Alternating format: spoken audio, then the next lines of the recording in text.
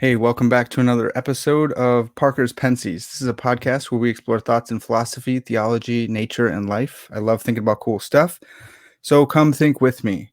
Today is another special episode. Every episode special. I always say it, but they're all special to me, and they will be to you as well. This one is going to be fun. We're talking the philosophy of WandaVision, and I have with me the cast, the hosts, the whole Free Will show. I got them all. I got both hosts of the Free Will show, and we're going to talk about the philosophy of WandaVision. It started because I wanted to talk about the free will aspect that's going on, or lack thereof in WandaVision. But they got into some more philosophy stuff, so we're going to talk more. Without further ado, let me just bring them in. Taylor and Matt. Hey guys, thanks so much for coming on the podcast again, both of you. Yeah, thanks for having me. Yeah, for sure. Glad to be here. Yeah, man. So I had this idea because, spoilers for people who haven't seen WandaVision, Wanda takes over this town and she casts everyone in different roles and she's manipulating them into these roles. And I thought, man, this would be a great conversation to have with the Free Will show guys. And you guys have both been on my podcast individually. And then Taylor told me Matt hasn't seen it, and so we Taylor asked Matt, and then Matt goes out and binges the whole thing. And how many episodes do you watch at a time there, Matt? I don't remember. It was a Saturday morning, and I think we watched 4 or 5 episodes that morning. Oh yeah, and it was then halfway through the season already. Yeah, and then as episodes were released, we watched them as soon as possible. That's awesome. Yeah. So for the folks back home, he put in a lot of work here. He made his kids watch this. We all had to, this is all for you guys. It wasn't that much work to get my kids to watch TV. They're like, Marvel TV, yeah, sign us up. You're awesome. Leaving out the really important part that Parker, after a couple episodes, you were not very high on the show, and I had to convince you to keep watching it. That's probably harder than Matt's job. That's true, man. Taylor really is the mastermind behind this whole thing, I guess. Yeah, episode 1 and 2 are rough for me. Taylor tried to convince me that they're good. I still don't think they're very good. I think I know what was happening, but real quick, Matt, what did you think of the first 2 episodes? Well, I had read some interactions on Facebook with you guys, actually, and some other people that were complaining about the first 2 episodes. So I had really low expectations going in, and I was pleasantly surprised. Okay. I grew up watching those old TV shows like Bewitched. Mm-hmm. And so I thought that they were actually kind of funny. But it was definitely not probably what you were expecting if you were watching a Marvel show. That's true. Taylor, I didn't find the humor that funny, but I thought it was kind of cringe. Yeah. So I thought they were kind of making fun of Matt and his sense of humor. Yeah, that's what I was about to say. Maybe that says something more about my sense of humor than anything else. Yeah, it could be. Well, that's what I was looking for. I thought that they were going to be totally just roasting these old shows, but I didn't catch a lot of that either. I just felt like they were just bad jokes, and it ended up working. By the 3rd one, the 4th one, it started playing, and then I started getting curious about, I've had these guys on talking about free will, manipulation, all this stuff. What's going on here? Can they be responsible? If in the show within the show, right? So it's the town's called Westview, right? Mm-hmm. So within Westview, if Wanda had one of her neighbors commit a crime, could they be morally responsible? And intuitively, I'm like, I don't think so. But I wanted to ask the free will guys, how do we analyze this? What do we think? Yeah, just jump off on that. Taylor and I were talking about this earlier. I think one of the things that you have to be clear about is what you mean by manipulation. Mm-hmm. And so you can think about it like a scale with rational persuasion on one end, where you're giving somebody good logical reasons to do something or believe something. And then on the other end, things like coercion. Mm-hmm. Where coercion seems to work against your will. Manipulation falls somewhere in the middle, mm-hmm. where it's not going against your will. It's actually changing your will from the inside. Mm. So Robert Kane has written a lot about free will. He talks about this distinction between manipulation and coercion. And it's not clear that the people of Westview are they manipulated or are they coerced? Because in some of the scenes, it seems like they might actually be a kind of coercion from the inside. Yeah, it seems like they're acting against their will, which is why when Vision kind of lets the real character out, they show that they're being like, I don't know, they feel like a puppet or something like that. They're not really doing what they want. So their will is being like overridden, and they're being it's like they're being suppressed. Their true identity is being suppressed. I think they probably even have different names, right? Didn't they say like my name's Sarah or something? Yeah. Mhm. So you guys would say that's coercion, and coercion's a stronger thing than manipulation would be? Yeah, in most cases, if you think about like a typical case of coercion where somebody puts a gun up to your head and like, give me all your money, or if you're working at the bank, we don't hold bank tellers responsible for giving away the bank's money to a gunman. It's kind of excused in that sense. So I'm not going to blame somebody or hold them responsible if they're being coerced. Okay.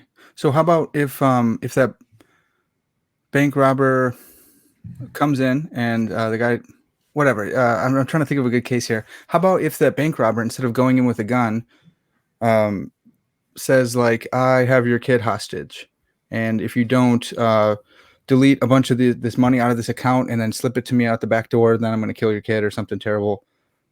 Is that coercion or is that manipulation? And do we hold the teller responsible in that case?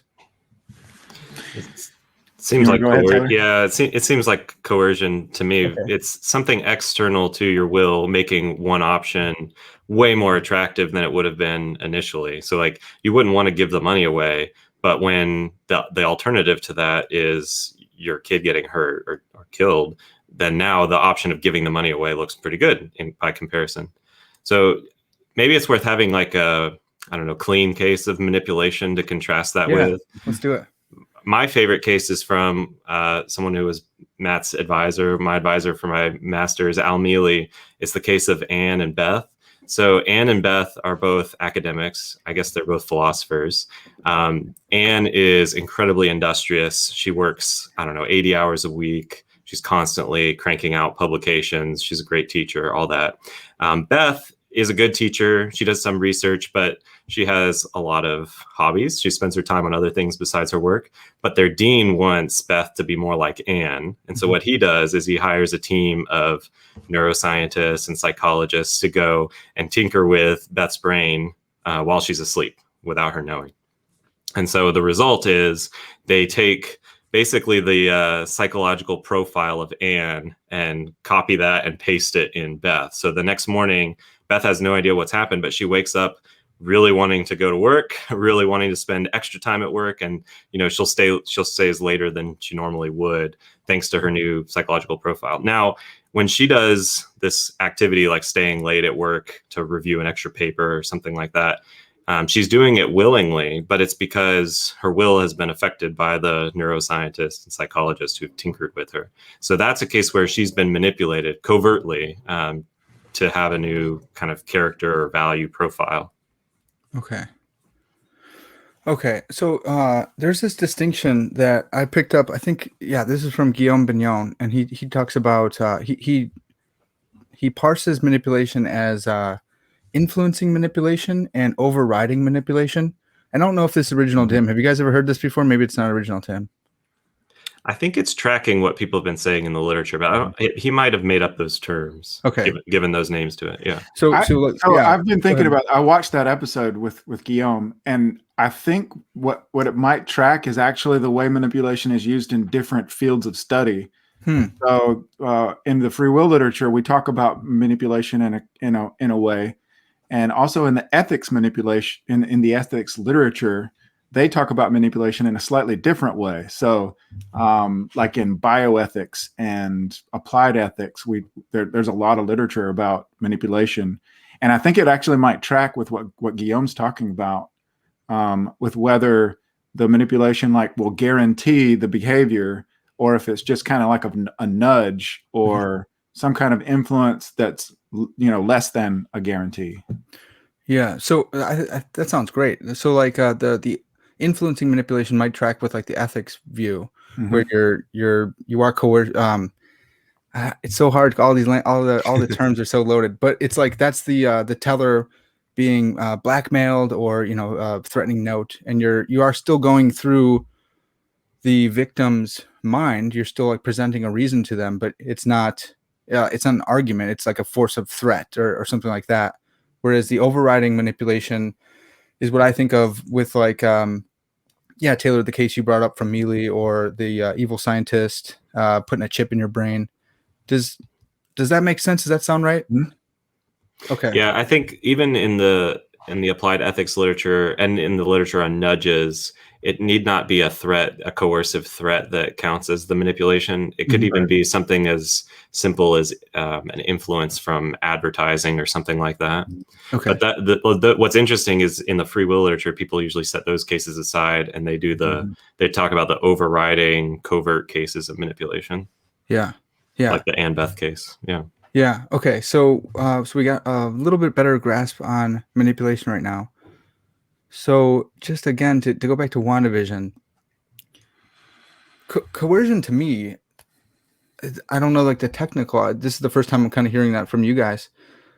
It seems like they had like overriding manipulation going on, but you guys, would you guys still hold to coercion instead, that they're being coerced and not overridden manipulation kind of stuff? At least a kind of coercion. Yeah. Okay. It's hard to tell what the threat is. I'd say it's kind of in between overriding manipulation and coercion because, it's something internal to them, but it's more like they're not even acting. It's more like Wanda's acting through them or something. One thing that I've thought about is we're going to bring in Harry Potter here. So the curse that the wizards have in Harry Potter, wizards and witches, where they can take over somebody else's body. I forget what it's called. I remember that one. And they can act. So Harry does this to one of the goblins in the bank. You guys Harry Potter fans? Yeah, I remember that. I wasn't allowed to read it growing up. I wasn't either. It wasn't until I was a man. Yeah. Is it Imperious? Is that the name of it? I don't remember him taking over. Oh, yeah. The name of it's not important. The important part is you cast this curse on somebody else and you control them like a puppet. And to me, it seems like this is what what Taylor said. This is what Wanda's doing. She's somehow powerful enough to control all the people in this town. And they're kind of like suppressed. And there's still kind of some consciousness going on about. Yeah. So I want to get into more of the philosophy as well, but just a thought that I had after watching it, like Wanda is incredibly dangerous. Like that, they just let her go. She just held a whole town captive, like worse than if you kidnap someone, because you actually like took over their body and stuff for I don't know how long. I don't know what the actual span of time was. Did they say that in the show? The span of time that she held them? I think you could put it together, but I didn't calculate it. Yeah, because everything was all fast and stuff. Yeah. But like should she go to jail? Like, what do we do with Wanda after that? Yeah. Who's going to capture her? That's true. But like, I just don't know how you could be like, yeah, she's an Avenger again. She's a hero. Let's all clap for Wanda. And the whole town would be like, what? No, we had her nightmares for like 3 months or whatever. Like, she's a terrible person. Part of this is about grief. Yeah. So is Wanda even responsible for what she's done because she's undergone such tremendous trauma? Okay. Well, and like, I guess she said she didn't remember how it happened, but I can't remember. Was that a suppressed memory, or was that just like she kind of sneezed it out? She sneezed out the whole town kind of thing. Does that make sense? Does that distinction make sense? It does. Yeah. Yes. What do you guys think on that? Yeah, I don't know. I don't know if it's clear given the information that we have. At some points, like I'm like, oh no, Wanda's not responsible either, because it's almost she had such psychological trauma that she just went crazy for a little while, and then she like realized what's going on, and she's got a town under her control. So I don't know. Yeah, it kind of depends on the details.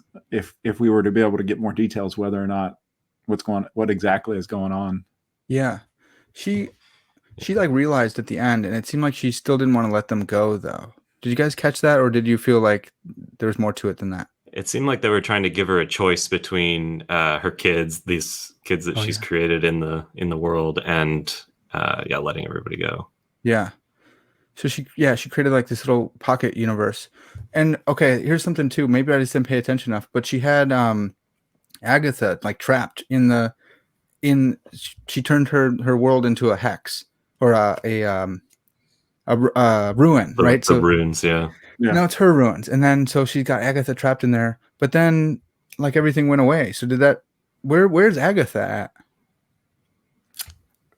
It seems like from what we're given that Agatha's trapped in the hex continually. She goes back to her character of the nosy neighbor, right? Mm-hmm. Well, I don't know, because does the hex shrink down just to that neighbor's house?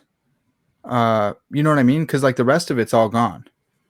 I guess Wanda's powerful enough to where she could make Agatha continue to be the nosy neighbor even in the absence of the hex. So maybe Westview just goes back to normal, and you got this really weird nosy neighbor that lives there and can't leave. Yeah. So it's like the hex or whatever is limited just to Agatha. Mm-hmm. Taylor, do you think that's right? Is that what it sounds like? I think Disney would want us to say you'll have to pay for the next Disney Marvel movie. I'm not sure. That sounds right though. Okay. So maybe I think Matt, what you were saying about Wanda and her grief is kind of what Disney wants us to think too. Like, oh, no one's really at fault here. It's kind of just Agatha, even though it definitely wasn't Agatha. It was definitely like Wanda, even if she did like sneeze it out on accident. I thought another interesting thing. So if she didn't start it on purpose, maybe she was crazy, or maybe it's because her powers are so great and she didn't have control over them. But once they were in motion and she realized it, like if she didn't act right away to get rid of them, is she then culpable? Like as soon as she says like, oh, I recognize this is wrong, but I'm going to keep doing it. Is it a clear cut case that we can go, now you're responsible? Or what do we make of that? Yeah, that's a good question. Go ahead.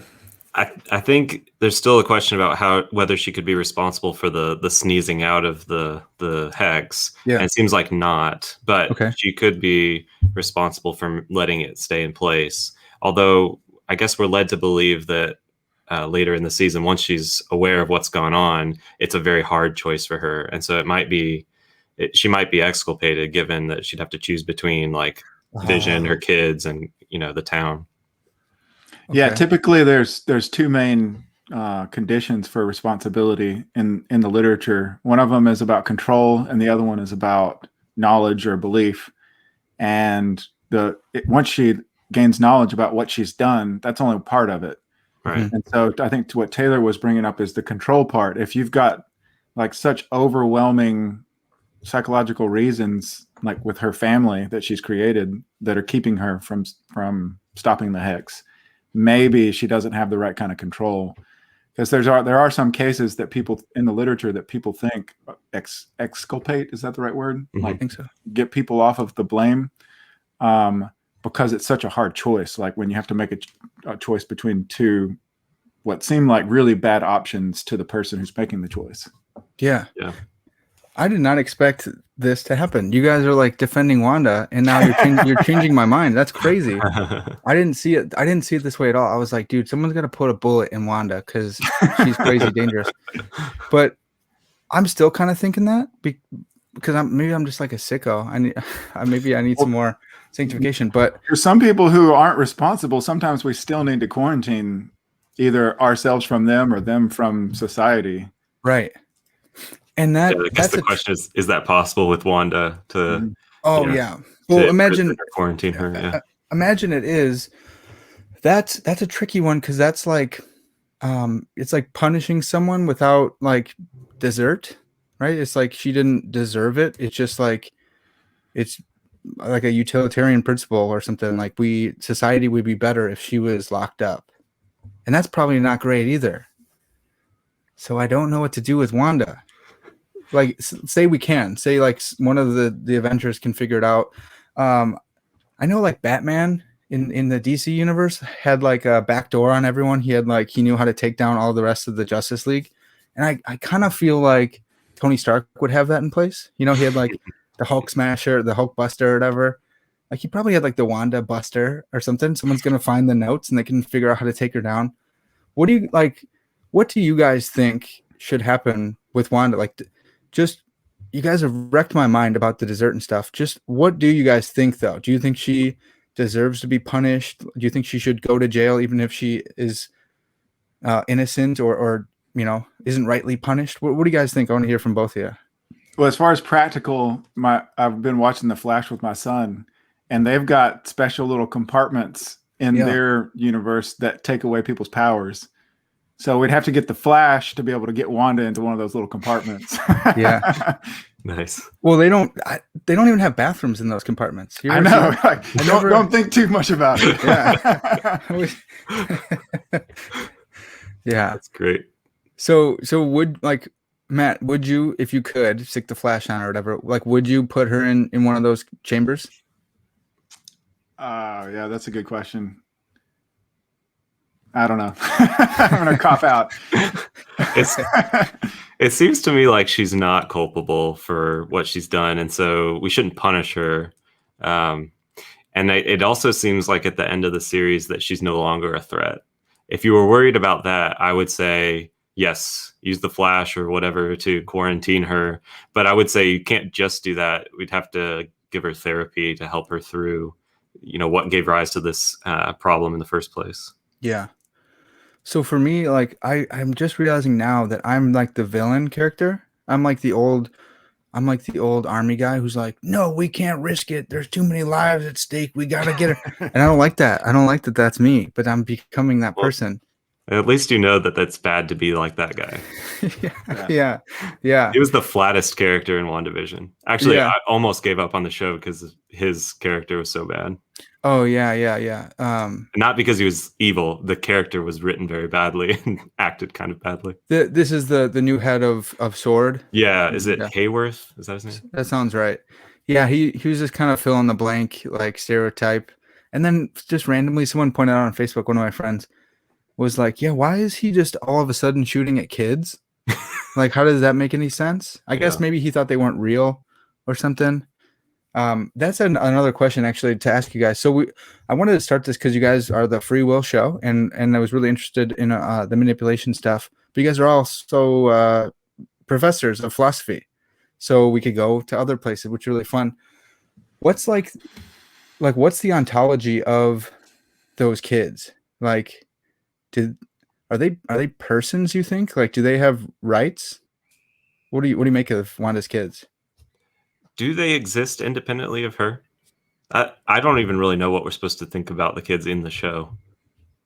I don't know. Yeah, Matt, what do you think? I was thinking about that with the colored. What do you call the other vision? Is he the colored vision? That doesn't sound right. It doesn't sound right at all. Purple vision. Yeah, just vision. Vision number one. I'll call him vision number one. Yeah, like he calls himself a conditional vision. And so, yeah, it's not clear. So I guess he's the same kind of being as the kids. Mm-hmm. And it seems more like to me that maybe they're all three of them are just projections of Wanda that she's kind of playing out in her story. Yeah, but Vision, it seems like he's self-conscious, right? Like it seems like that, which would make me think that he does have like existence apart from Wanda's projection. I think that's right too, and he acts contrary to her wishes, unlike all of the manipulated townspeople. Yeah, that's true. But I guess we need a psychologist here too, and like, yeah, maybe there's like self-contradiction going on that deep down she knows, or her idea of Vision wouldn't agree with her, and so maybe her idea of Vision as he's projected out into the world. Yeah, that was really interesting. The conditional vision was interesting. Like, what does he mean by that when he said, I'm a conditional vision? Is there anything to that, or is that just a line that the writers threw out? Matt thinks that it's just a line that the writers threw out. They were trying everything when they got into metaphysics. So the analogy that I came up with is it's kind of like a philosophy student who read a bunch of stuff and just threw everything they read into a paper, even though it was incoherent. You guys have probably had a couple of papers like that. Yeah. That's great. Well, what do you think, Taylor? I think it depends on what they do with those characters, what we learn about them later. Because if they just go away when the hex goes away, I don't know that it matters so much. Maybe they were just projections of Wanda. But if they're now characters, I don't think Vision will be, but the kids maybe. If they're characters and they're self-conscious and they exist independently of Wanda, then it seems like everything that you need for personhood is there. Maybe now would be a good time to talk about instant agents. Yeah. Ooh, So bring it up. Let's do it. in the free will literature, there are these beings that are created in an instant, and they're indistinguishable from a regular person. So you imagine, like, I guess in literature we have these, like Pinocchio was a kind of person that was created in an instant. Yeah. In the Bible, Adam and Eve were created in an instant. Yeah. So it's not, incoherent. And we say, well, this instant agent is created, and then they go out and they perform a morally significant action. Are they responsible for what they did? Because does this get us into historical conditions as well? Mm-hmm. Let's go. All right. All right. So I have like a separate thing that I've been working on that I've been trying to think through about, and it's in epistemology, but it's related to the historical conditions, and it's about concept acquisition and just the way I think concepts work. I don't know that you could be an instant agent. I don't know if it's like makes sense. I think it's like logically possible, but I got this whole weird like Donald Davidson triangulation thing in my head. So like couching that off, it's over here. Instant agent. Taylor, you're gonna say like they totally can act morally, right? Because you don't buy the historical conditions. Yes, correct. Well, everyone will agree that they can act. Well, maybe I shouldn't say that because some people will think they're metaphysically impossible, but they'll go and they'll do things that are indistinguishable to us from moral actions. And then, those of us who think they're possible will disagree on whether instant agents can be morally responsible for what they do. And I think they can be. But some historicists, some people who think moral responsibility is a historical concept, will still say instant agents are morally responsible. And I forget your view, Matt. Do you say they are? Yeah. Okay. So we agree at least on that. Okay. All right. So Matt, you would say they are conceptually or metaphysically possible, and that not only are they possible, but if they go and do something good, they're praiseworthy for that good act. I hold a view that's kind of a little more nuanced, I think. So Okay. the very first actions that they perform, I think they're like morally responsible agents, but they're like I think they're more like little kids. So they're less responsible than agents who have histories. Okay. So when it comes to vision, the conditional vision, this was confusing, but I think I have it right now. So white vision was the actual body of vision, right? The continuous body that they put back together. I thought she jacked that and then re-inhabited that, but then it turns out, she just like made him out of nothing. Right. So I don't want to say colored vision, but like vision, like conditional vision. He was an instant agent because she made him. She didn't make him as a child, and he grew up, and she didn't triangulate with him to form concepts. He just had him, but he had the history of real vision, who is we got to talk about where he is if he's around still. But he had a history. So like, can he really be said to be an instant agent? Does he fit with that profile, or is this a different case because he's been given these memories that aren't actually his, but are someone else's that he's meant to be? I think he can still be an instant agent. You could have two kinds of instant agents: the Adam and Eve kind that don't have a fake history, or you could have the instant agents that are sort of copied from real agents, normal agents.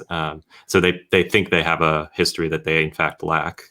Okay, but both are instant. Yeah. The first time I ran across instant agents in a paper, it was all false. So the instant agent was named Susie, and she had all these false memories about getting a pony for her birthday and all these other things. So if you asked her, like, what did you do for your 12th birthday? Oh, it was awesome. I got a pony, but it was all false. But in the case of conditional vision, whatever you want to say about him, if you ask him, well, do you remember that day when Thanos removed the Infinity Stone from your forehead? He's like, oh yeah, totally. I remember that. Yeah.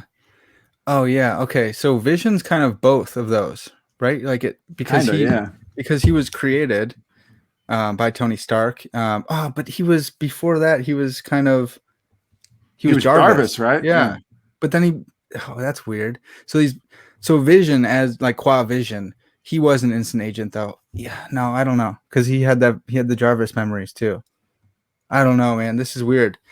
Okay, so even if the sort of new implanted memories that this new conditional vision has, even if they correspond to the real Vision's past, they're only quasi memories in the case of conditional vision. Yeah, because he never experienced any of that stuff. So does that mean? I guess. Okay, so does that mean? Because I would think maybe, a false past and like a real past that's been implanted into a new agent, I would think that would make the cases different. But are you saying like it doesn't matter no matter what? They're both instant agents, and all instant agents rise or fall together? Yeah, the one sort of snag here is that on some views of personal identity, if there's psychological continuity, especially connections of memory, then it will be the same person. I guess I was just assuming that didn't happen in the case of the original Vision and this new conditional vision, that there really isn't personal identity across that gap. Yeah, this brings us into the Ship of Theseus a little bit, yeah. And that's one of my favorite lines. Maybe I'm stupid, so you guys could let me know, but I've never heard it called identity metaphysics like that. It's just like this is metaphysics. But is that did people talk like that? Do they say now class we're going to be looking at identity metaphysics? That sounds like a Wikipedia entry. That's what I thought too. I was like, that doesn't sound natural. It goes back to my theory about the student who read a bunch of stuff online. Yeah, I'm so glad that you guys felt that too. Well, where are we at, Matt? Matt, can you get us back into like the historical conversation before we get to Ship of Theseus kind of stuff? I guess if you want to ask about or if we want to talk about the different kinds of views that one could hold. Yeah. There are people who believe that we call them positive historicists. So they require that you have a certain kind of history in order to be morally responsible. So Mark Fisher and John Fisher and Mark Revisa, they hold that you have to go through this process where you see yourself as a particular kind of agent, and you see like evidence that you've acted in certain kinds of ways, and that's part of you being a morally responsible agent. So an instant agent's not going to have that. So according to that view, instant agents can't be responsible until they've built up some history. Yeah. There's another kind of historicist view. You could call it like a negative view that just requires that we not have a certain kind of history that includes certain kinds of manipulation or whatever. And then there's a third kind where it's like a hybrid between the two, or you could call it like a conditional view, where if someone has a past, then it has to be of a certain sort. But if they don't have a past, then they just have to meet all the other requirements to be morally responsible, like with knowledge and control. And man, that's kind of where you find yourself, right? In that third view? Yeah, I'm kind of in the middle. Yeah. Okay. And Taylor, you're not in any of those. That's right. I used to be a negative historicist, and I was motivated by cases like the Anne Beth manipulation case. It really seemed like Beth, the day after she's manipulated, is not morally responsible for, staying late at work. But I've since come around and said she is. Yeah. Can you just are you able to explain that quickly, or it doesn't have to be super quick, but you still need to go read the paper I keep trying to get you to read, Parker, where I give my master argument. I know. Yeah. Okay. So I start with the view that we are sometimes morally responsible for what we do. And I ask, well, how does that process of becoming a morally responsible agent get off the ground in the first place? Well, if you think back in each of our histories, there was a time when we weren't morally responsible for what we did when we were little kids. And eventually, as we came to have more control over our behavior, came to understand the significance of what we were doing, to understand morality, we became morally responsible. Now, focus in on no matter what age you think this happened at in your own life, the first action for which you were morally responsible. Ask yourself this: did you have any control over your desires, values, the things that led you to do that action that you were morally responsible for? And intuitively, no, there's nothing. At the very least, you weren't morally responsible for your constitution at that time, for your desires, your character, and all that. Otherwise, you would have been responsible for something earlier in your life. Yeah. Okay. I'm tracking. So I take this as this is part of my view of moral responsibility in general. We can be morally responsible for something, even if we're acting from an entirely lucky constitution, a constitution we had no control over. But once you have that in mind, and I developed that in my dissertation as a kind of response to an objection to compatibilism about determinism and responsibility, because there's this worry, this problem of constitutive luck for compatibilist views. But anyway, if you like this idea that moral responsibility gets off the ground despite constitutive luck, I want to say the very same reasoning applies in cases of midlife manipulation, like the Anne Beth case. Beth, when she stays late to review the manuscript or whatever it is that she does, she is entirely constitutively lucky at that time because this new character profile has been implanted in her against her will. And yet she's doing what she wants to do. She's not being coerced. No one is holding a gun to her head and making her stay late. So all the normal time slice or structural conditions on responsibility are in place. The only thing that could undermine her responsibility is what's happened to her in her history, that her character has been covertly replaced. Mm-hmm. And there I see her as relevantly similar to the young kid doing the first action that they're morally responsible for. So Matt kind of suggested this in his giving his view. I like the idea that responsibility comes in degrees, and when little kids do their first actions they're morally responsible for, they're only a little bit responsible. So I want to say the same thing for manipulated agents, that they're just a little bit responsible, but as long as they satisfy the time slice conditions on responsibility, I say that they are responsible. So that's the sense in which I'm not a historicist. Well, would they be a little bit? So if she's praiseworthy for her action, I forgot her name. What's the Beth? Yeah. If Beth is praiseworthy because of your view, is she a little bit praiseworthy, or is she just as praiseworthy as Sarah or someone else who stayed late without any kind of historical manipulation? Right. Yeah. So I'd say she's only a little bit praiseworthy. Okay. And I think that gets the right result in most of the cases of manipulation. Unlike views that are, I don't know, purely structuralist views where your history doesn't matter at all for how responsible you are. Mm-hmm. I'm at least able to say, well, if Beth was manipulated into doing some really horrible thing, right, I'm going to say, well, she's only a little bit responsible. At least it's better than saying, yeah, she's just as responsible as someone with a horrible character who made themselves into having that horrible character. Yeah. Well, Matt, I'm going to give you a chance to go at him real quick. But before that, Taylor, was the, dude, I keep forgetting that Beth was the Beth case a bullet that you had to bite, or was that like once you realized the early, childhood responsibility, then did you realize, oh, well, the Beth case, now I have to overturn my view of negative historicism? Or was that like something you're excited to be like, let's go at this and mess with everyone's intuitions about Beth here? Yeah, I don't see it as a bullet that I've had to bite. In fact, I think if it seems like you're biting a bullet when you say that the manipulated agent is responsible, it's because you're thinking that they're just as responsible as a non-manipulated agent. But once you have the degrees of responsibility in the picture, and we're talking about serious mitigation of responsibility in these extreme manipulation cases, I don't see it as a bullet anymore. Okay. Matt, what do you think, man? So the mitigation of responsibility is caused by something that happened in her past.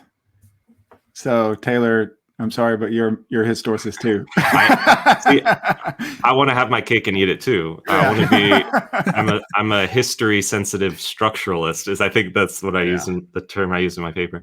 Yeah. So I'm distinguishing between whether the agent's responsible, or what I think some people call the fact of responsibility, and that on the one hand, and then how responsible the agent is, or their degree of responsibility on the other. And so I'm a structuralist about the fact of responsibility, but I'm sensitive to historical stuff when it comes to degree of responsibility. So I have a question for you. Would you, so other people make distinctions between being a responsible agent and being responsible for a particular bit of behavior or action. Would you say that she's a fully responsible agent, but she's just not as responsible for her first few overt actions? I think so. I mean, even hardcore historicists would still want to say she falls into that category of morally responsible agent after manipulation, right? Or would some people want to say not yet? Yeah, I'm not sure. That's a good question. She has all the capacities and especially the knowledge of morality that's necessary to be kind of part of the moral community. Yeah, I think that's enough. So for Fisher and her visa, she just doesn't have all the evidence to meet that ownership requirement. Right. To see that she is a fully responsible agent. So I'm not sure. As far as like what I want to say to Taylor's view, I think that there's a distinction between midlife manipulation and kids who are performing their first overt actions. Mm-hmm. And this is an idea that I've been thinking about for a long time, but I haven't put into a paper and tried to get published yet. So one key difference for me, at least, is that Beth has this is going to sound like ad hoc, where she has a history, but no, she's got a whole, like, she has invested in being a particular kind of person in a way that a child has not. So as we go through our life, Robert King calls these self-forming actions. We have choices that we have to make that set in place like the kind of person that we want to be. Like he calls them will-setting moments or self-forming actions. And so what kind of person do I want to be? I make a choice, and that kind of sets parts of my character in the future. So I'm invested in the kind of person that I am. And Beth, before she's manipulated, has all these years of becoming the kind of person that she is. Whereas the little kid doesn't have those kinds of concepts. So they're not as invested as Beth is in the kind of person that they are. So when midlife manipulation happens, it thwarts all of these investments that we have in the kind of person that we are. So that for me, that's like a strong pull to say that after the manipulation, you're not responsible at all, whereas a little kid can be responsible, at least a little bit. So if you were manipulated, if Beth was manipulated to stay late, and she was manipulated insofar as her job is concerned, would anyone draw a distinction between, well, maybe she's not as responsible, or maybe not as or responsible at all when it comes to work stuff, but she's still responsible for the other stuff which the manipulation hasn't touched, so she can still be a moral agent when it comes to loving her kids or something? Yeah, that's a good question. It depends on the details of the case. So what kinds of beliefs and values and desires are erased and replaced by the manipulators? If it's just stuff about work, then yeah, maybe you can make that distinction. She's not responsible for working late. But they didn't tinker with any of her desires about taking care of her kids. Yeah. So when she takes care of her kids, then she's responsible for that. But is that the kind of idea that you have? It is the idea, and initially I thought maybe that's the case, but then I also think our beliefs might be more integrated than that. And so she's staying late, and now she's not going to the kids' soccer game, though she would have otherwise. But now she's got this new belief in here, and so it might just jack up the whole system. Yeah, there's going to be a lot of overlap, especially for something as big as work, because work is such a big part of our lives. Mm-hmm. Matt, just real quick as a follow-up. So in our last conversation, you've said that when it comes to philosophy, your philosophy, you lean a little bit more towards incompatibilism, and in your theology, you lean a little bit more towards determinism or compatibilism. For the historical conditions that you affirm, is PAP part of that? Like, does the growing person and all the choices that they've made to shape their character over the years, does that require the ability to do otherwise, or not necessarily? Yeah, I'm the most wishy-washy philosopher ever, I think. And I tell everybody when they ask if I'm a compatibilist or libertarian, it like depends on which side of the bed I wake up on. If I wake up on the wrong side of the bed, I'm a compatibilist.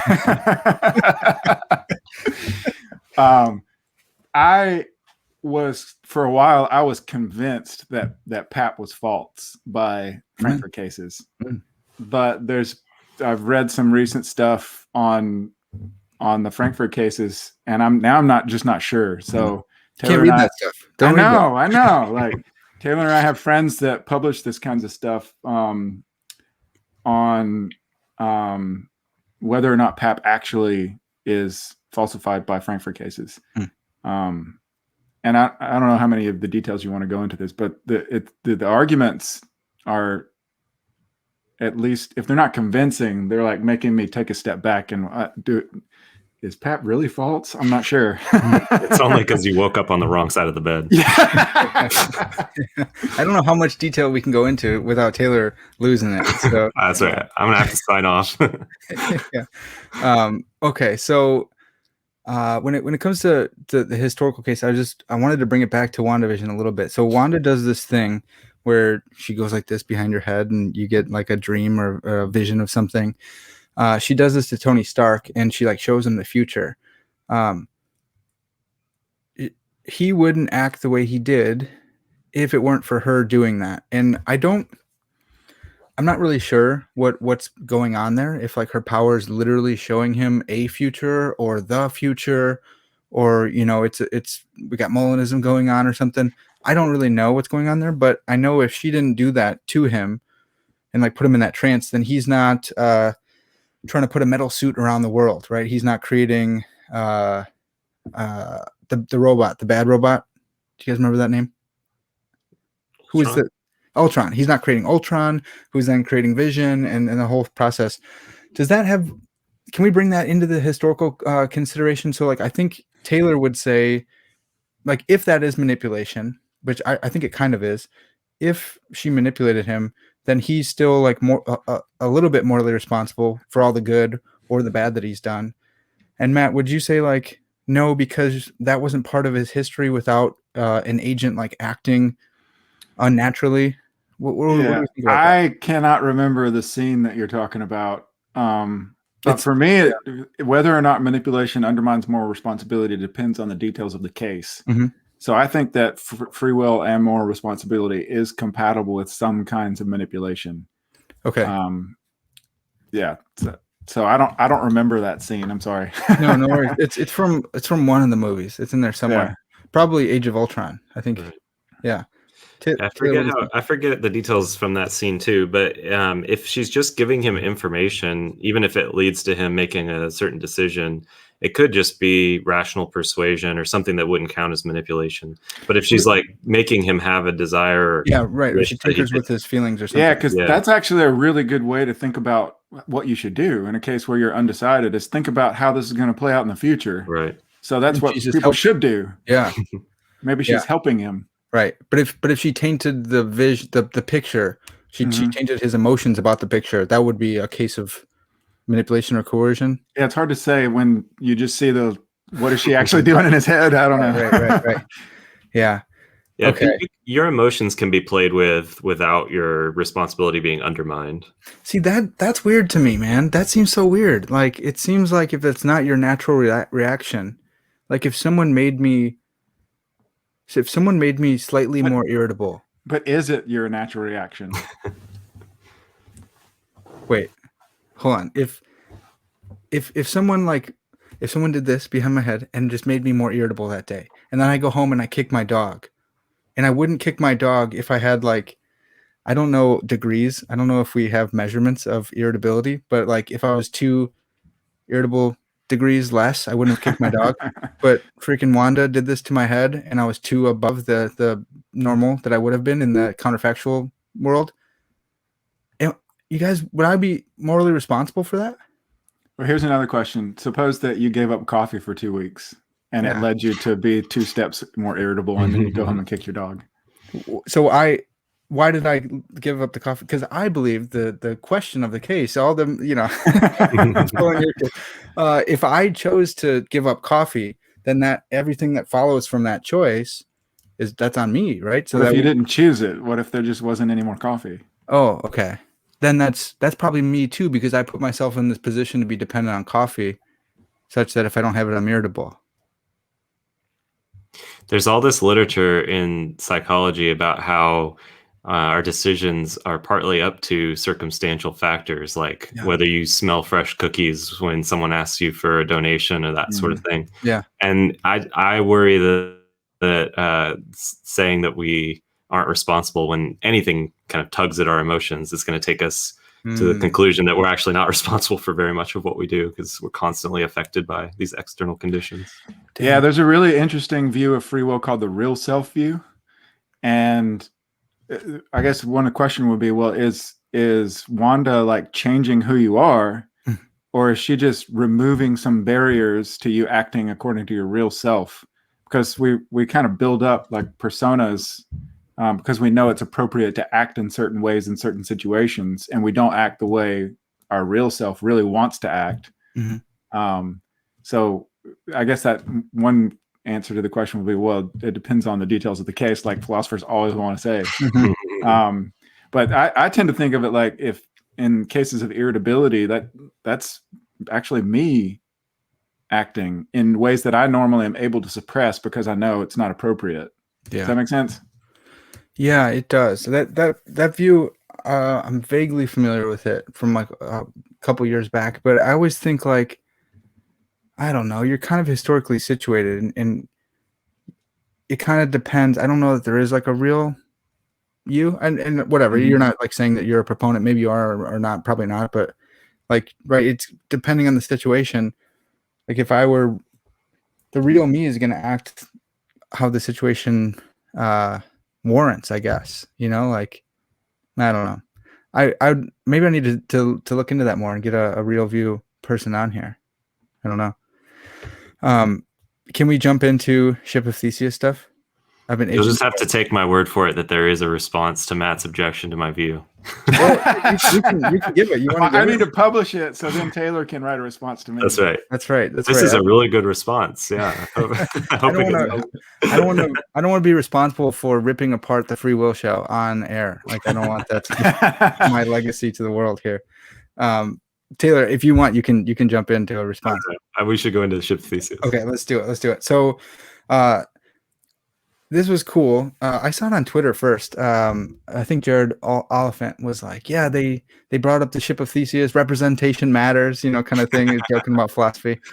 And then I watched it, and I was super jacked for it. I was really excited. And then I saw Taylor's meme about how he gave the wrong answer, and I reflected back and was like, dang it, there was no answer. Like, he didn't give a satisfying answer. So the Ship of Theseus, for those who don't know, Theseus was a hero in Athens, I believe, and then he goes to Crete to fight the Minotaur, and he comes back, and everyone in Athens is all proud of him, and so they keep his ship in the harbor as like a memorial for him. And then after the years and years and years, the planks wear away, and they're one by one they're replaced, all the planks and the steering wheel and everything, the sheets, everything.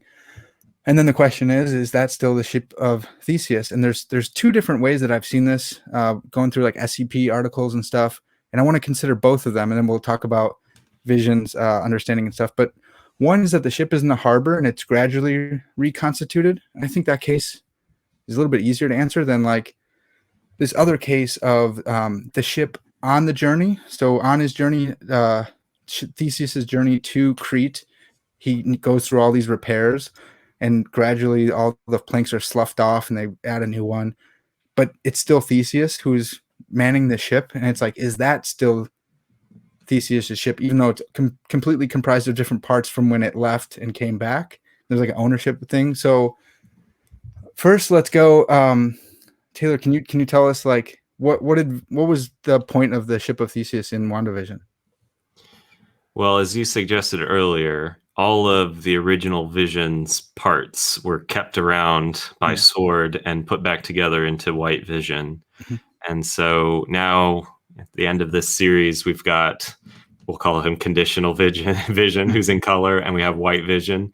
And they're They're obviously not identical to each other, and yet there's disagreement about which one of them, if either, is the original vision. Yeah. And so they raise the Ship of Theseus puzzle in conversation. And then, I guess, so conditional vision asks white vision what the solution is. And white vision says, I think he says at first that both of the ships are the Ship of Theseus, and then that neither are, or something like that. I think he might go neither are first, maybe. Yeah.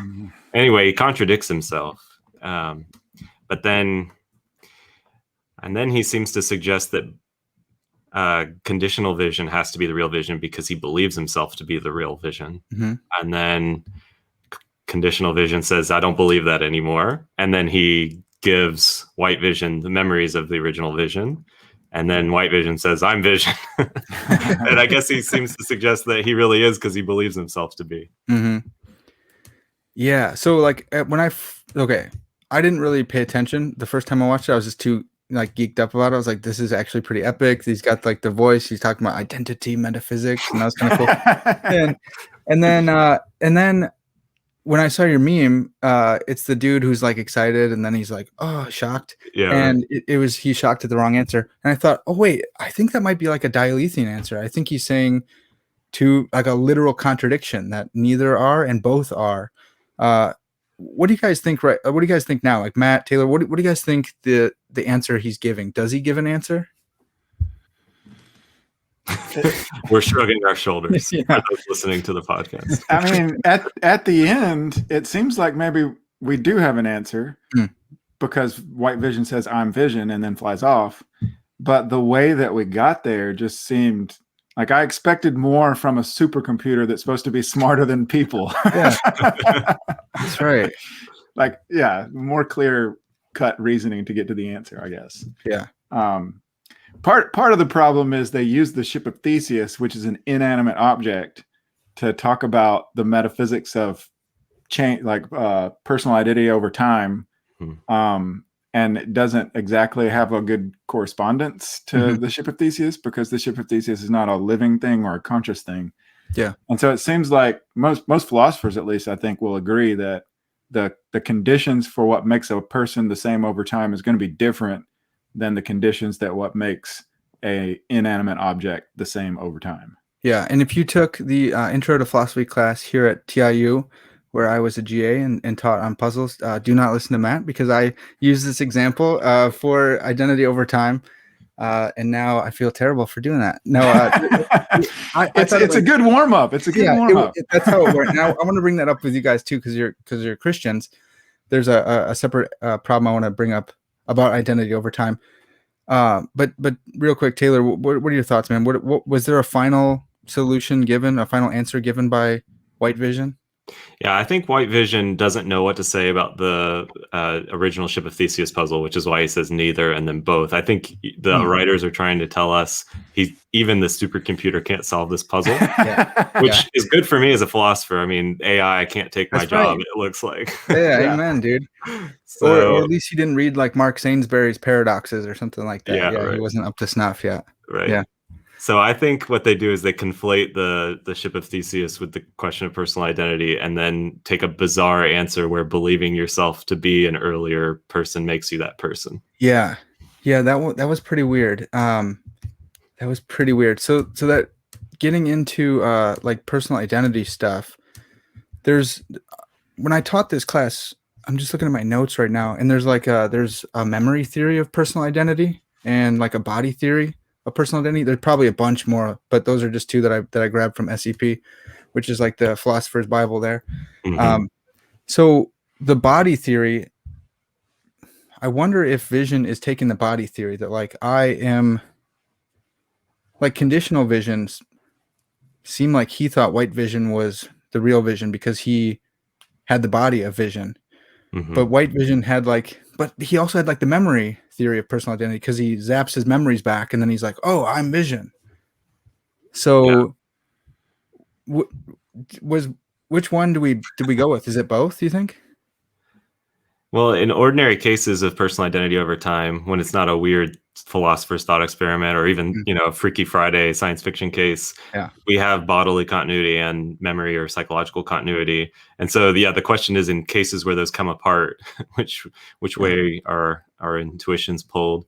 But once conditional vision restores white vision's memories, he does have both, and so it does seem clear that he is vision. The white vision is right. Yeah, I caught that later on. So in prepping for this, I was going to do a whole episode on this. I might still do it, but I looked up like diachronic and synchronic identity. I thought this is kind of interesting for what we were just talking about, historical conditions and stuff too. So if you have like diachronic, like chronos, through time identity, that would be like the historical kind of condition, maybe. What's the instant agent? What was that terminology again? When someone just snapped into consciousness and they're an agent we talked about earlier. I don't know what you're asking for. They're called instant agents. Oh, it is instant agent. Okay, that's what. Okay, so then an instant agent is like synchronic identity, where it's like right at this moment, and so we're looking at different things here. This goes back to like the ontology of conditional vision. Like, is he vision at all? Or not really? Like, were there two visions going on right there? Because he's also a computer, and it was kind of like they both had the same information. One of them had more information than the other. So, like, on your guys' view, maybe you don't have a super well-formed one. I'm sure you probably do. What do we make of those two visions? Like, was one more real than the other, and why? So, are we taking the view that vision is a person? I'm not sure. Just in general, for this discussion, because if he's just a computer, I don't have any problem saying that they're like they both have the same programming or something like that. And I don't know. I think he's supposed to be more than a computer. Yeah, but I don't. He was he the Mind Stone or the Soul Stone? Do you guys remember? I think it was the Mind Stone, right? Mind Stone. If he was a Soul Stone, that'd be easy to say. Yeah, cool. There we go. Yeah. I'm not sure. Taylor, what do you think, man? Is he a person? I tend to think he is. Yeah. Okay. But it seems like they want us to believe that he's a person. The writers do. Mm-hmm. Yeah. So that's what makes this such a great case. Yeah. Because the conditional vision has the memories, so it satisfies the memory view. White vision has the body, so he satisfies the body view. And now we've got the paradox. Like, how do we figure out which vision is the real vision? Yeah. Yeah. But then once conditional vision restores white vision's memories, now you have two beings, the two visions in that scene, who both count as earlier vision on the memory or psychological continuity view. And that's an instance of a kind of case called fissioning, where you have one thing that becomes two. Vision. Yeah, we could call it visioning in this case, I guess. Yeah. I knew you were gonna go there. You know me too well. Yeah. Okay. Dang, there are cases of fissioning with human bodies too. So identical twins undergo fissioning in utero. Yeah. Whoa. In the first few weeks after conception. Yeah. Right. So I have identical twin daughters, and I think the average time for fission to take place is somewhere around 4 to 6 weeks, I think, if I remember correctly. So at one point they were a single like zygote, developed along whatever you want to, all the different terminology that I forgot from anatomy class. And then they split. And so like pro-life people want to say life begins at conception. And so if we're saying, well, my daughters began their life as a single body and then split. Yeah, dude. Holy cow. Dang it. Okay. Dang it. So we've got this problem occurs both for I guess my point is the problem of fissioning occurs for both the psychological view and the body view. Yeah. Yeah, that's true. Don't drag us into physicalism here. I know I don't want you guys to camp around. I don't want to promote that here. No, that's super interesting. I've never thought of that. Fission. Dang it. Okay. I don't know what to do now. It's like wrecking my mind. Well, some people want to just say, well, what's the problem in saying that both visions are the right vision? And one of the, I guess a logical principle that we have to give up if we want to say that both visions are vision is called the transitivity of identity. You come across this in math class too. Like if A equals B and B equals C, then A equals C. It's like really simple, and it seems like it's got to be right. But if both visions are vision, then you've got conditional vision equals vision and white vision equals vision, but conditional vision does not equal white vision. Right. So we have to give up the transitivity of identity if we're going to say that they both are vision. Yeah, and we don't get to play like time travel games that the Taylor might want to do because they're in the same time. They're not, one's not, come back in time to loop. I wonder, the transcendent, man, that's interesting. It kind of, if you do give it up, it might help us with like doctrine of the Trinity, because Jesus is God and the Father's God and the Son's God, or the Spirit's God. I wonder if anyone's done anything with that, but surely they have. Yeah. Taylor, man, do you want to give up the transitivity of identity? You think? Do we have to do this with this case? No, I don't want to give it up, but the other options are not any better. It's hard to know what to say. The other options that usually come up are you can add this non-branching principle to your psychological account of identity. So the idea is normally psychological continuity is enough for identity, but it's not really sufficient, because if fissioning were to happen, neither of the visions that fissioned off from vision would be identical to fission. But that seems ad hoc and really weird, because it seems like it's really a case where you have double success. You have two, further iterations of vision rather than just the normal one. Yeah, or a destruction of the original one and two fake copies or something. Yeah, I think that's what you'd have to say, and that seems wrong. But the other way to go is to say, well, there were actually two visions all along, even when there was just one subject of consciousness before the visioning happened. They were just, completely overlapping. That'd be like Matt's daughters. If you said like both, there was two consciousnesses there, even though there was only one. There probably wasn't consciousness at the zygote stage. Yeah, that's probably true. Not even one, probably. No consciousness. You could say there were two organisms there. There's two organisms. Just shared the same parts in those early stages. Yeah. So since having identical twins and thinking about personal identity over time, I really like the view of overlapping identity. Sometimes this is called four-dimensionalism. So it's like you have two people who overlap the same physical space and then branch off. And I guess with psychological branching, it would just work the same way, but with you have two overlapping psychological persons who branch. Yeah. So that's really interesting. I wonder like what Brandon Rickabaugh would say about like if you could put someone else's soul in my body as well and have two souls occupying this one body. We haven't talked about the soul view yet. Like I know so that you mentioned psychological views and body views. That's like I think the soul view is it's separate from those two. It's like a third option. Right. So like the true vision was destroyed. His soul's up in heaven because he believes in Jesus as his Lord and Savior. And you got these fake ones. Yeah, no problem. Did you get that from Disney Plus? That's amazing. They've really changed their tune lately. Yeah. So the problem then also is, well, which soul view are we going to go with? Because not all soul views are equal. Mm-hmm. Just the Christian one, the one that everyone always has believed. Augustine's or Thomas's? Yeah, right. Well, I would probably go with Augustine. But yeah, man, dang it. Just ask Brandon Rickabaugh what we should think. Yeah, that's right. And we'll just go with whatever he says. Yeah, I'm down with that. Yeah, I'm gonna do that.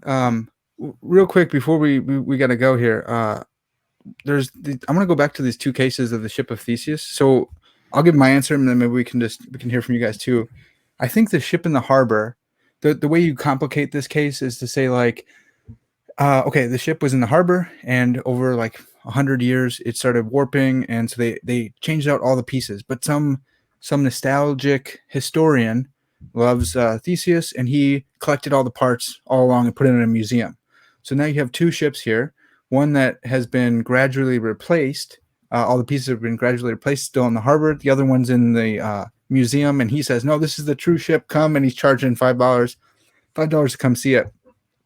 Which one's the real ship? In that case, I want to say the one in the museum's the real ship. Do you guys agree, disagree? What do you think? You want me to go? So yeah. You think about your options. There's these ideas that you have that are probably underlying your intuition about which ship is the real ship. Mm-hmm. One is that objects tend to go where their parts go. Mm-hmm. And if you think that, then you're going to go with the ship in the museum. But you've got this other like kind of a principle of identity that objects can survive change. Mm-hmm. And so it seems like that one's true too. Yeah. So if that one's true, then the ship in the harbor is the real ship. So which one do you go with? Well, so I go with the one. So can objects not survive change? I think that we might just have to buy. I've been meaning to read Vagueness, that famous book. I forgot the author right now.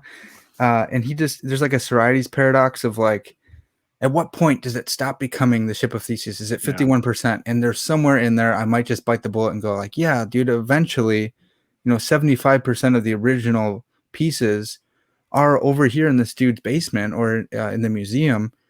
That's the ship that Theseus actually rode on. And maybe like a mereologist is like, yeah, but once it's absorbed into the new ship, there's continuity still. And I don't know. I'm not a very good. The problem is where you draw the line. So I guess you mentioned vagueness because that's the problem. Mm-hmm. So it seems completely arbitrary what number you pick.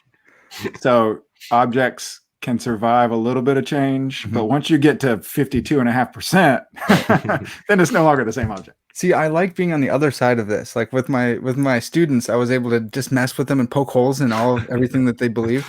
And they would go with that. Yeah, the 51%. Like that's kind of arbitrary. Your whole body changes. 7 years, all your skin. I think 12 years, like even your bones, maybe. I looked that up. It's a myth. It is a myth. Yeah, because I was thinking about this for the reason that we're going to come and discuss personal identity, and I've always used that in class. And I'm like, oh yeah, all of the cells in your body change every 7 years. And so I looked it up, and they're like, nope.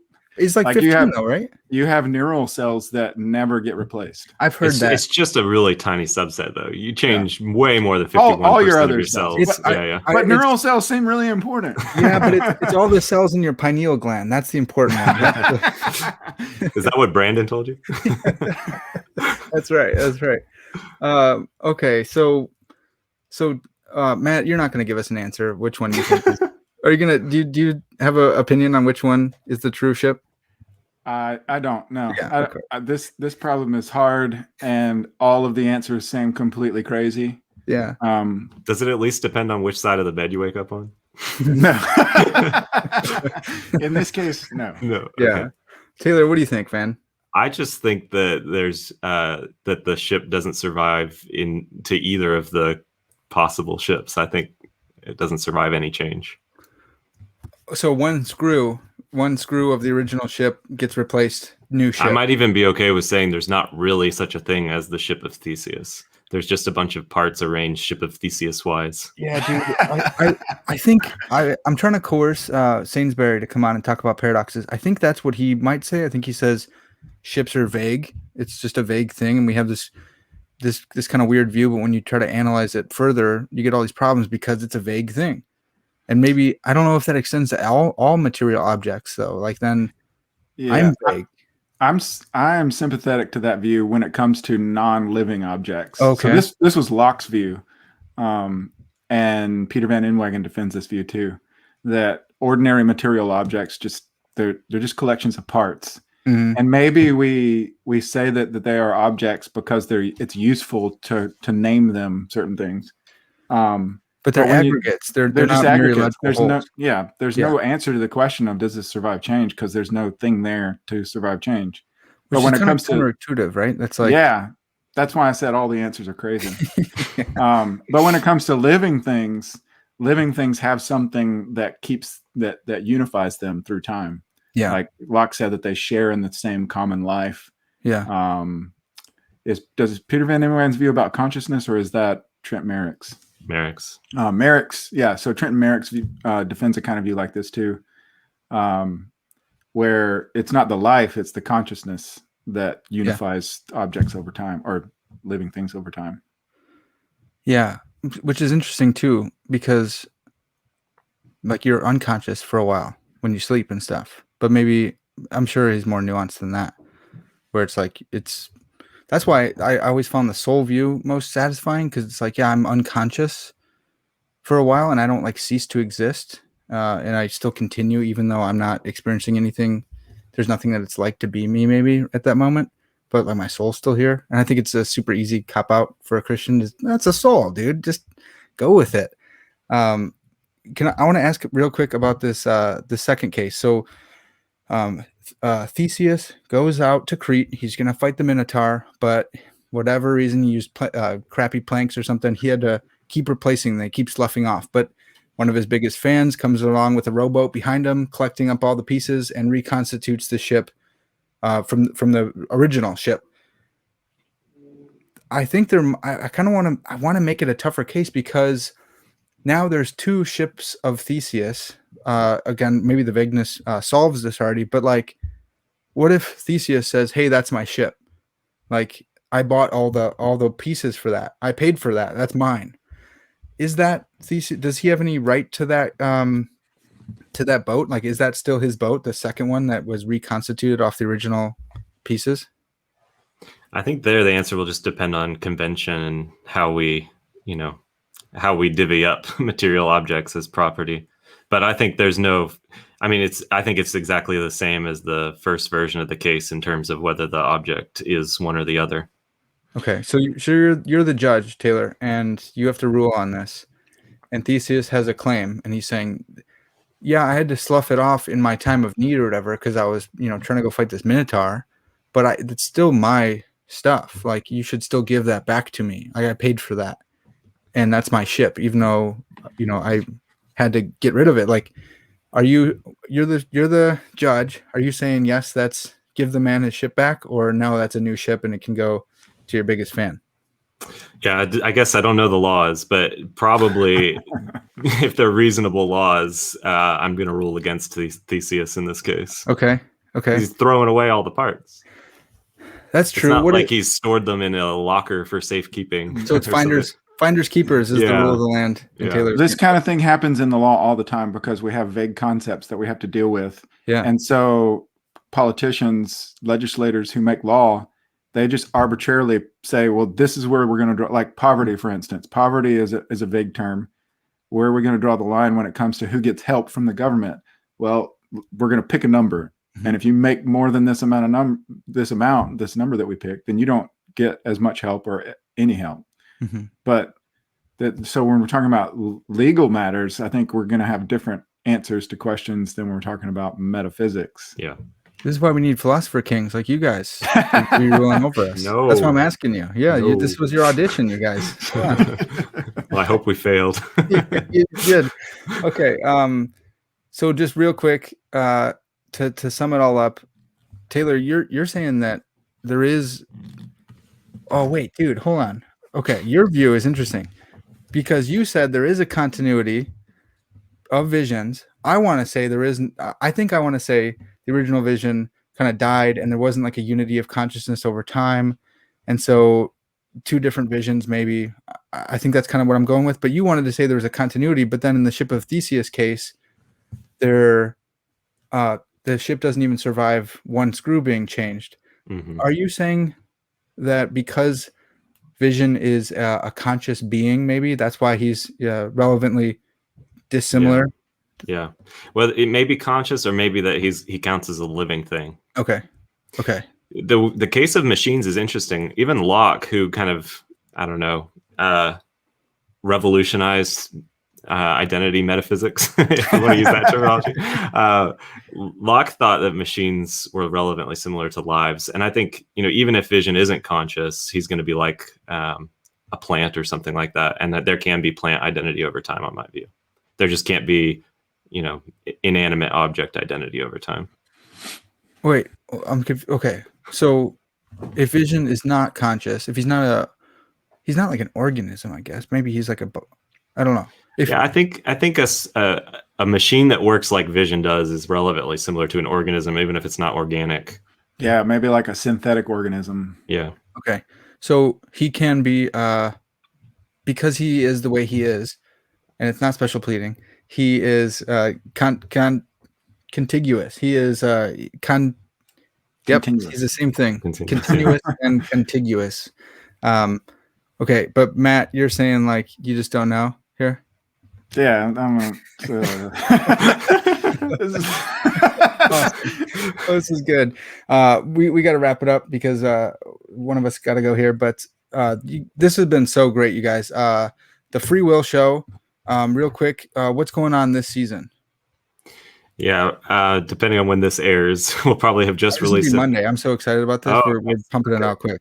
Well, we've just started. This season that we're in is on views, positions in the debate about free will and causal determinism. We started off with some incompatibilist views, 3 different versions of libertarianism, and then a free will skeptical position.